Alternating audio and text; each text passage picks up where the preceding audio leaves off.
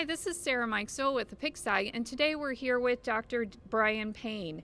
He is a veterinarian with VPS based in Minnesota here in the United States. Thanks for being with us today, Brian. Absolutely, Sarah. Thanks for having me.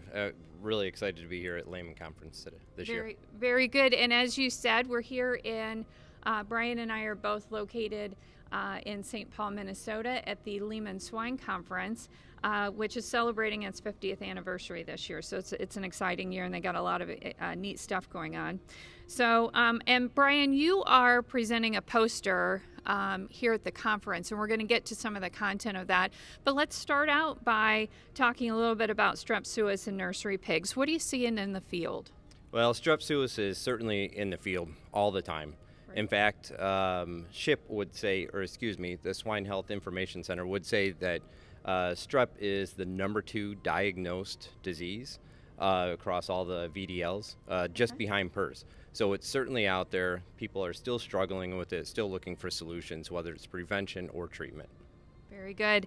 And let's talk a little bit about some of the solutions that are available to manage and mitigate Strep suis. So if we talk about prevention, which is not the focus of it, there's autogenous vaccines that people are trying to use, but sometimes they're still struggling with it. So treatment, this is where VPS really focuses in on. For well over 25 years, we've provided amoxicillin, compounded amoxicillin to the industry that's been widely used, continue to use. We continue to develop upon it. We're excited that we had new innovations here and new innovations coming. But what we really wanted to focus on with this research project was helping the practitioner decide which antibiotic to use. We talk about Amduca and the decision tree in which to use labeled products, extra label products, and down to compounded products.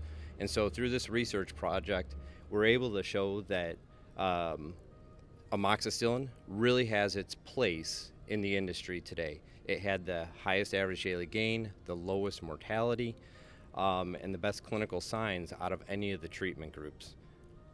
Excellent. And what does this kind of research really mean for producers? What it means is that we looked at 3 different levels of amoxicillin. Sometimes today, people are using low doses or high doses, and this was evaluating the different dosages, low, medium, and high. Okay. What we found is that a higher dose giving early on was able to prevent more disease in there.